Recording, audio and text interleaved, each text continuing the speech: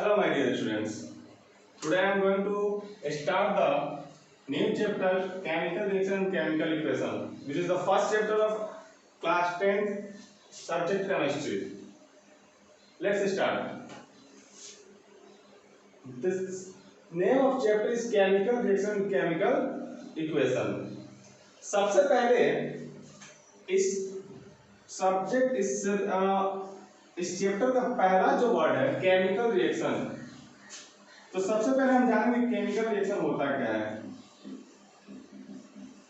Chemical reaction देखिए, chemical reaction जो है the process in which new substances are formed with new properties. The process in which the new substances are formed with new properties, यानी कि वैसा process जिसमें नए substance का formation नई प्रॉपर्टी के साथ होता है, उसी को हम क्या कहते हैं, केमिकल रिएक्शन कहते हैं। The process in which new substances are formed with new properties is known as chemical reaction. Let's take some example. C plus O2 it form CO2। जैसे हमने कार्बन लिया और ऑक्सीजन लिया, यहाँ कार्बन जो है ये सॉलिड स्टेट में है और ऑक्सीजन जो है ये क्या है, गैसियस स्टेट में है, ठीक है। और जब ये दोनों रिएक्शन कर रहे हैं तो यहाँ पे एक कंपाउंड फॉर्म हो रहा है CO2, जो क्या है, कार्बन डाइऑक्साइड गैस है, और ये दोनों मिलके एक न्यू सब्सटेंस का फॉर्मेशन कर रहे हैं, और इसकी जो प्रॉपर्टी होगी, इन दोनों की प्रॉपर्टीज क्या होगी, डिफरेंट होगी, यानी कि नहीं होगी। और इसी प्रोसेस को हम, इसी होल प्रोसेस को हम क्या कहते हैं, केमिकल रिएक्शन कहते हैं। केमिकल रिएक्शंस में कुछ पार्ट्स होते हैं, जैसे ये C+O2 जो है आपके लेफ्ट हैंड के तरफ, ये जो केमिकल रिएक्शन में भाग ले रहे हैं, इसे हम लोग कहते हैं रिएक्टेंट। ये क्या है, रिएक्टेंट है। और इस रिएक्टेंट के बाद, यानी कि एरो के लेफ्ट राइट हैंड साइड में जो न्यू सब्सटेंस फॉर्म हो रहा है, उसको हम लोग कहते हैं क्या, प्रोडक्ट। अगर कोई आपसे पूछे रिएक्टेंट होता क्या है, तब आप उसको डिफाइन करने के लिए the chemical substances which take part in chemical reaction is called reactant. The chemical substances which take part in chemical reaction is called reactant, यानी कि किसी केमिकल रिएक्शन में जो सब्सटेंस भाग लेते हैं, टेक पार्ट करते हैं, उसी को हम क्या कहते हैं, रिएक्टेंट कहते हैं। And after the reaction of reactant the new substance form with new properties are called product. Reactant के रिएक्शन के बाद जो नया सब्सटेंस नई प्रॉपर्टी के साथ प्रोड्यूस होता है, उसी को हम क्या कहते हैं, प्रोडक्ट कहते हैं। अगर आप देखें तो प्रोडक्ट को भी दो भाग में बांट दिया जाता है, एक मेजर प्रोडक्ट और एक होता है माइनर प्रोडक्ट। क्लियर? एक होता है मेजर प्रोडक्ट और एक होता है माइनर प्रोडक्ट। अब हम आगे बढ़ते हैं। सबसे पहले हमने देखा केमिकल रिएक्शन क्या होता है। The process in which new substances are formed with new property is called chemical reaction. The chemical substance which take part in chemical reaction is called reactant, and after the reaction of reactant, the new substance formed are called product. Clear? अब हम आगे चलते हैं। Chemical reactions में की कुछ properties होती हैं। केमिकल रिएक्शन को आप पहचानेंगे कैसे? केमिकल रिएक्शन को पहचानने के लिए उसकी कुछ कैरेक्टरिस्टिक्स होती है, जैसे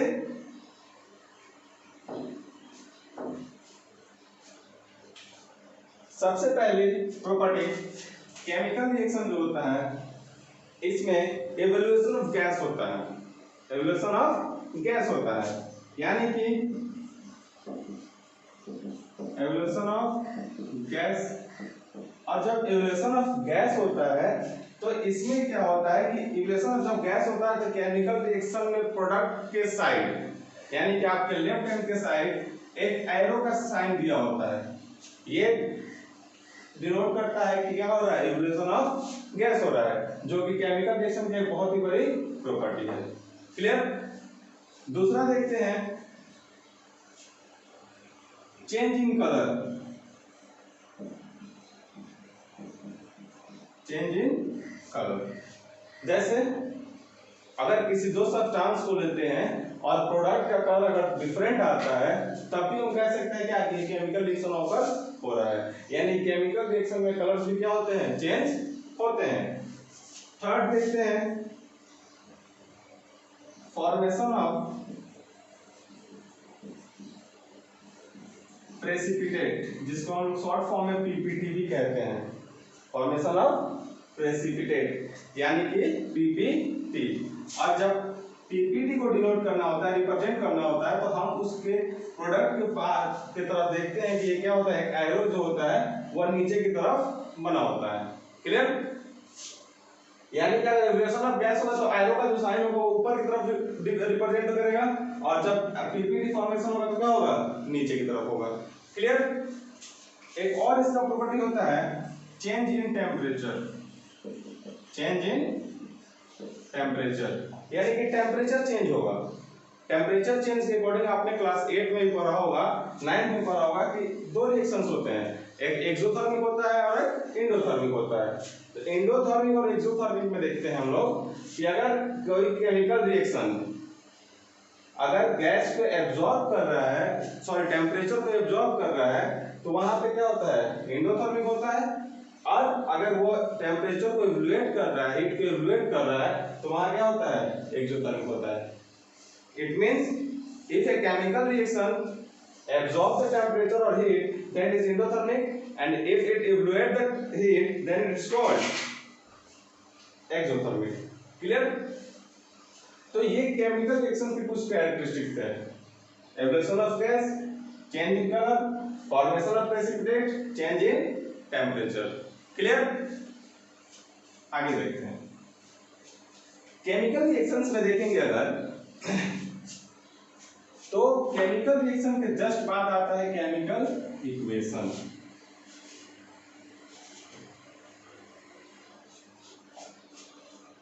अब हम देखते हैं केमिकल इक्वेशन क्या होता है। What is chemical equation?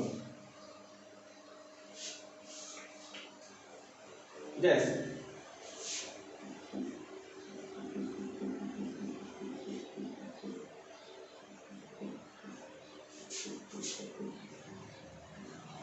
Chemical equation, अभी हमने देखा केमिकल रिएक्शन होता क्या है।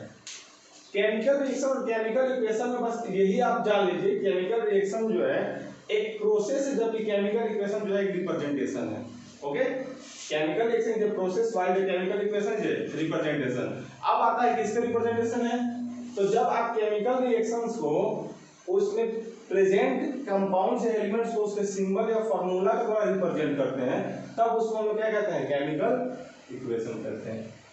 When the chemical reaction is represented with the help of symbols or formulas, that is called chemical equation.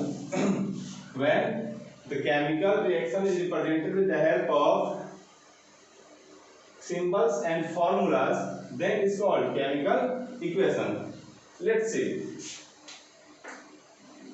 अगर हम देखें पहले जब सिंबल्स का डिस्कवर नहीं हुआ, जब सिंबल्स वगैरह नहीं बने थे, तब किसी केमिकल रिएक्शन को लिखना होता होगा तो ऐसे लिखा जाता होगा, carbon plus oxygen, carbon dioxide. Clear? उस समय before using symbols and formulas of the compound, the chemical reaction which was written was known as word equation. Word equation यानी कि जब सिंबल्स वगैरह का डिस्कवर नहीं हुआ था और फॉर्मूलास वगैरह नहीं बने थे, तब जब केमिकल रिएक्शन लिखे जाते थे उसको लोग क्या कहते हैं, वर्ड इक्वेशन कहते हैं। जैसे उसके बाद अब यहाँ पे प्रॉब्लम क्या थी वर्ड इक्वेशन में? वर्ड इक्वेशन में सबसे बड़ी प्रॉब्लम थी कि यहाँ पे कोई भी एलिमेंट या कोई भी कंपाउंड कितने मोल आप ले रहे हैं उसका पता नहीं चलता था। जैसे यहाँ कार्बन अगर लिखती हैं तो कार्बन मीन्स क्या, कार्बन कितना मोल है कोई पता नहीं है, इसमें दिख नहीं रहा है कार्बन कितने मोल आप लिए हैं, इसकी एटमॉस्फेयर दिख नहीं रही है।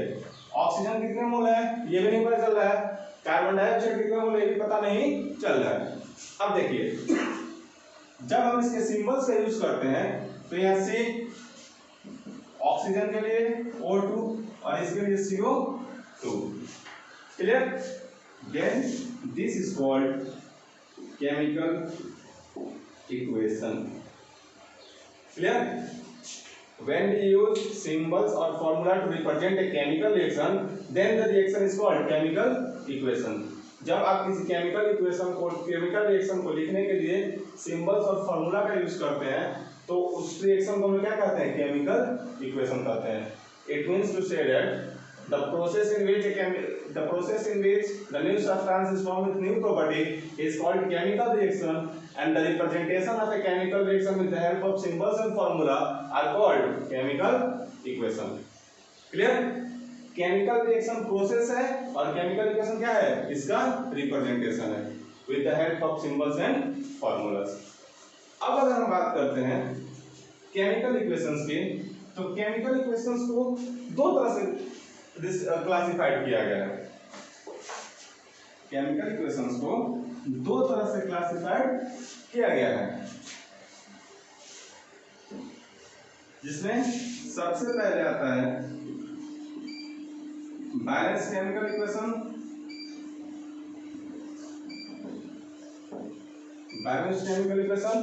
और सेकंड आता है unbalance chemical equation.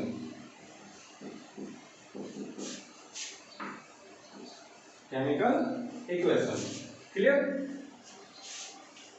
Okay, balance chemical equation, this topic balance chemical equation. अभी मैंने बताया केमिकल रिएक्शंस में दो पार्ट्स होते हैं, एक उसका रिएक्टेंट और उसका प्रोडक्ट। अगर केमिकल इक्वेशन लिखते समय रिएक्टेंट और प्रोडक्ट दोनों तरफ एटम्स की संख्या इक्वल हो तो उसे हम कहते हैं balance chemical equation. The chemical equation in which the number of atoms of reactant and the number of atoms of product are equal, then they are called balanced chemical equation. The equation in which the number of atoms of reactant is equal to the number of atoms of product, then it is called balanced chemical equation. जैसे अभी जो reaction में लिखा था C+O2, या फिर अगर हम ले लेते हैं example A+B is equal to AB, A+B is equal to AB. Let's say यहाँ A नंबर ऑफ A कितना है? 1, नंबर ऑफ B कितना है? 1, इधर भी नंबर ऑफ A 1 और नंबर ऑफ A 1। अगर टोटल एटम्स को काउंट करते हैं तो टोटल नंबर ऑफ एटम कितना है? 2, और इधर total number of atom 2। It means क्या? This is a balance chemical equation. This is a balance chemical equation. अगर एग्जांपल देखा जाए बैलेंस केमिकल इक्वेशंस का, तो CaCO3, this is the formula of calcium carbonate, formula of calcium carbonate. अगर calcium carbonate को जब हम हीट करते हैं, this is sign of it, अगर कैल्शियम कार्बोनेट को हीट करते हैं तो ये बनाता है CaO + CO2। It means calcium oxide और carbon dioxide. Count the number of atoms. Reactant में कैल्शियम कितना है? 1, यहाँ भी कैल्शियम 1 है। यहाँ अगर ऑक्सीजन देखें तो यहाँ ऑक्सीजन, नंबर ऑफ ऑक्सीजन कितना हो रहा है? 3, और यहाँ नंबर ऑफ ऑक्सीजन यहाँ है 2 और यहाँ है 1। अगर दोनों का ऐड करो कितना होगा? 3। ऑक्सीजन भी क्लियर है। नंबर ऑफ कार्बन एटम इधर 1 है, इधर भी नंबर ऑफ कार्बन एटम कितना है? 1 है। यानी कि इधर रिएक्टेंट, नंबर ऑफ रिएक्टेंट जो है, number of atoms of reactant जो है वो number of atoms of product के क्या है? इक्वल है। It means this is a balanced chemical equation. The chemical equation in which the number of atoms of reactant is equal to the number of atoms of product, then this is called balanced chemical equation. Clear?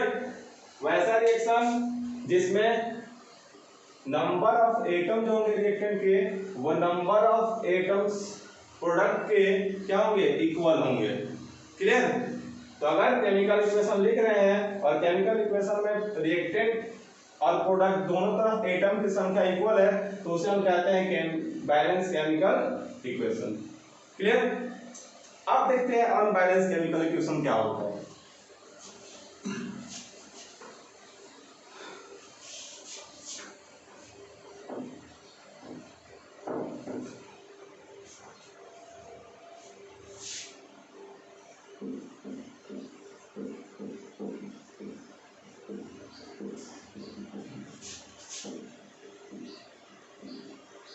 Unbalance chemical equation.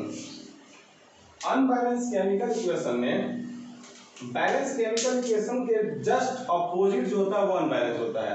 यानी कि balance chemical equation में reactant और product के atoms क्या equal होंगे, लेकिन इसमें क्या होंगे, इक्वल नहीं होंगे। जैसे अगर यहां हम ले लेते हैं a plus b2 is equal to ab, a plus b2 is equal to ab। Number of a जो है 1 है, नंबर ऑफ b कितना है 2। रिएक्ट प्रोडक्ट में देखते हैं नंबर ऑफ a जो है 1 है, लेकिन नंबर ऑफ b भी क्या है 1 है। यहाँ a तो क्लियर है कि दोनों एक दूसरे क्या है इक्वल है, लेकिन b क्या है, यहाँ 2 है और यहाँ 1। क्लियर। तो इसी को हम लोग कहते हैं unbalance chemical equation. The chemical equation in which the number of atom of reactant is not equal to the number of atoms of product are called unbalanced chemical equation। वैसा केमिकल इक्वेशन जिसमें reactant के number of atoms जो होंगे वो product के number of atoms के बराबर नहीं होंगे, तो उसे हम क्या कहते हैं, अनबैलेंस केमिकल इक्वेशन कहते हैं। अब एक एग्जांपल देखते हैं। जैसे छोटा सा एग्जांपल लेते हैं, मैग्नीशियम का ऑक्सीजन से रिएक्ट कराते हैं। मैग्नीशियम ऑक्सीजन जब रिएक्ट करता है तो ये बनाता है magnesium oxide. When magnesium react with oxygen then it form magnesium oxide. Let's count the number of atoms of reactant. Magnesium 1 oxygen 2। यहां मैग्नीशियम 1 और ऑक्सीजन क्या है 1। मैग्नीशियम में एक दूसरे को क्लियर कर रहे हैं कि ये इक्वल है, but in case of oxygen there are 2 oxygen in reactant but only 1 oxygen in product. It means they are not equal and the chemical equation is called unbalanced chemical equation. Clear. The equation in which the number of atoms of reactant is not equal to the number of atoms of product is called unbalanced chemical equation। अब यहाँ एक बात आ रही है कि balance chemical equation और unbalance chemical equation जो होता है, अब जो अनबैलेंस केमिकल इक्वेशन होते हैं उनको हमेशा बैलेंस किया जाता है। The unbalanced chemical equation should be balanced in chemical reaction because the unbalanced chemical equation does not follow the rule of law of conservation of mass। Unbalance chemical equation जो होते हैं वो लॉ ऑफ कंजर्वेशन ऑफ मास को follow नहीं करते हैं, और जब लॉ ऑफ कंजर्वेशन ऑफ मास को फॉलो नहीं करते हैं इसीलिए जितने भी अनबैलेंस केमिकल इक्वेशन होते हैं उनको बैलेंस किया जाता है, और उसे बैलेंस करके ही लिखना चाहिए कभी भी। तो जैसे यहाँ पे मैग्नीशियम है कि ऑक्सीजन 2 है, अगर इस दोनों का हम मास निकालते हैं तो कभी ये इसके बराबर नहीं आएगा। ठीक है। जैसे अगर देखते हैं यहाँ 24 प्लस ऑक्सीजन का 16 टू 32, और यहाँ अगर निकालेंगे तो 24 प्लस 16 कितना हो जाएगा 4 to 6 5, और इधर हो जाएगा आपका 40। यहाँ 56 आ रहा है और यहाँ 40 आ रहा है, जबकि law of conservation of mass कहता है the mass of reactant is always equal to the mass of product. यानी रिएक्टेंट का मास जो होगा हमेशा क्या होना चाहिए, प्रोडक्ट के मास के इक्वल होना चाहिए। लेकिन यहाँ पे रिएक्टेंट का मास 56 आ रहा है, प्रोडक्ट का मास क्या हो रहा है 40 आ रहा है। अब अगर इसको हम बैलेंस कर देंगे, यहाँ पे 2 से मैग्नीशियम किए हैं तो 2 मैग्नीशियम हो गया, यहाँ 2 से तो ये 2 Mg, ऑक्सीजन भी 2 और ऑक्सीजन भी 2। तो जब अनबैलेंस, अब इस ये जो है how to balance a chemical unbalance chemical equation, इस टॉपिक को मैं अपने अगले वीडियो में बताऊंगा। सिर्फ उसी का एक क्लास चलेगा जिसमें बताया जाएगा किसी भी बैलेंस के अनबैलेंस केमिकल इक्वेशन को बैलेंस कैसे किया जाता है। क्लियर। अब हम बढ़ते हैं आगे। इसके बाद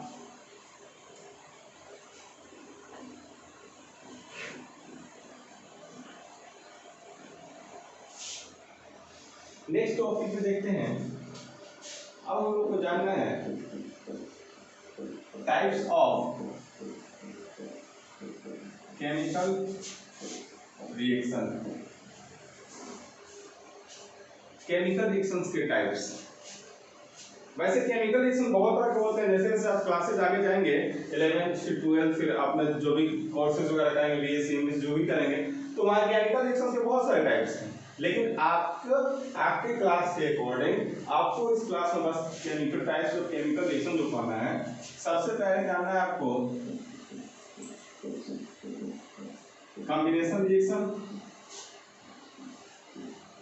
दूसरा जो है डिकम्पोजिशन रिएक्शन। डिकम्पोजिशन रिएक्शन में आपको तीन तरह से जानना है, तीन decomposition types of decomposition reaction जो है वो मैं तीन तरह से पढ़ाऊंगा आपको। डिकम्पोजिशन रिएक्शन में सबसे पहले आता है थर्मल डिकम्पोजिशन, उसके बाद इलेक्ट्रोलाइसिस और तीसरा जो होगा वो है फोटोलाइसिस। पहला थर्मल डिकम्पोजिशन, दूसरा इलेक्ट्रोलाइसिस और तीसरा फोटोलाइसिस। क्लियर? आगे इसको हम पढ़ेंगे। इसके बाद डिस्प्लेसमेंट रिएक्शन। डिस्प्लेसमेंट रिएक्शन में जानना क्या है, डिस्प्लेसमेंट रिएक्शन जो होता है वो दो तरह से होता है, एक तो सिंगल डिस्प्लेसमेंट और दूसरा होता है double displacement. Clear? Displacement reaction को हम दो तरह से पढ़ेंगे, एक सिंगल डिस्प्लेसमेंट और डबल डिस्प्लेसमेंट। इसके बाद चौथा जो है आपको पढ़ना है रेडॉक्स रिएक्शन। रेडॉक्स रिएक्शन में देखिए इसे दो तरह से पढ़ाया जाता है। यहाँ पे अगर हम रेडॉक्स को देखें तो ये दो वर्ड से बना है, red plus ox. Red plus ox का मतलब ये नहीं समझ लीजिएगा कि रेड मतलब लाल और ऑक्स मतलब बैल। रेड मतलब लाल और ऑक्स मतलब बैल नहीं, इसका मतलब लाल बैल। No no no, red means red is instead for reduction and ox is instead for oxidation। Clear? यानी कि इसमें हम लोग दो करेंगे, पहला ऑक्सीडेशन रिएक्शन और दूसरा पढ़ेंगे रिडक्शन रिएक्शन। क्लियर? आज मैं बस थोड़ा इसको समझा दे रहा हूँ, बस इसका थोड़ा सा आप देख लीजिए, इंट्रोडक्शन देख लीजिए और फिर जो कल जो वीडियो अपलोड होगा उसमें इन सारे टॉपिक्स को डील किया जाएगा और ये चैप्टर कल कंप्लीट होगा। क्लियर? कॉम्बिनेशन रिएक्शन, इसका वर्ड से ही समझ में आ जा रहा है, कॉम्बिनेशन मतलब जुड़ना। कॉम्बिनेशन जो वर्ड है वो बना है कंबाइन से और कंबाइन का मतलब होता है जुड़ना, यानी कि जिसमें दो एलिमेंट्स क्या हो, दो छोटे छोटे एलिमेंट्स जुड़ते हैं और एक नए प्रोडक्ट का फॉर्मेशन करते हैं, उसको हम क्या कहते हैं, कॉम्बिनेशन। डिकम्पोजिशन का मतलब समझ रहे हैं, डिकम्पोजिशन मतलब टूटना, यानी कोई बड़ा सा कंपाउंड टूटेगा और वो क्या होगा, छोटे छोटे कंपाउंड्स को फॉर्मेशन करेगा, उसको हम कहते हैं डिकम्पोजिशन। डिस्प्लेसमेंट का मतलब होता है किसी भी चीज को इधर उधर रख देना, यानी एक्सचेंज कर देना, उसके जगह से हटा के उस दूसरी जगह पे ले जाके रख देना। जैसे अगर दो भाई हैं और दोनों अगर अपने अपने रूम में सोए हैं या दोनों अगर एक जगह अलग अलग जगह बैठे हैं और जब वो दोनों अपने अपने सीट को चेंज कर देते हैं तो उसको हम क्या कह सकते हैं, डिस्प्लेसमेंट रिएक्शन। यानी कि किसी भी सब्सटेंस, किसी भी मॉलिक्यूल्स को, किसी भी एलिमेंट को उसके प्लेस से हटाकर दूसरे प्लेस पे रख देना। रेडॉक्स रिएक्शन जो है इसमें दो एलिमेंट्स की बात होगी, ऑक्सीजन और हाइड्रोजन की। अगर ऑक्सीजन जुड़ता है तो ऑक्सीडेशन और हाइड्रोजन जुड़ता है तो रिडक्शन। और इस सारे चैप्टर्स को, इस सारे टॉपिक्स को पूरे डिटेल में कल हम पढ़ेंगे और इसमें जो टॉपिक्स अगर आपको समझ में नहीं आता है तो आप मुझे कांटेक्ट कर सकते हैं या फिर मेरे व्हाट्सएप पर मैसेज करके बता सकते हैं, मैं फिर कल से इस बारे में बता दूंगा, या आप कॉल से मुझसे पूछ सकते हैं, मैं कॉल से आपको बता दूंगा। और फिर मैं इस सारे चैप्टर्स की इसके आगे जो होगा कल अपलोड करूंगा अपने YouTube channel chemistry classes by Vikas sir पे। Thank you, stay home safe, stay safe. Good day, thank you.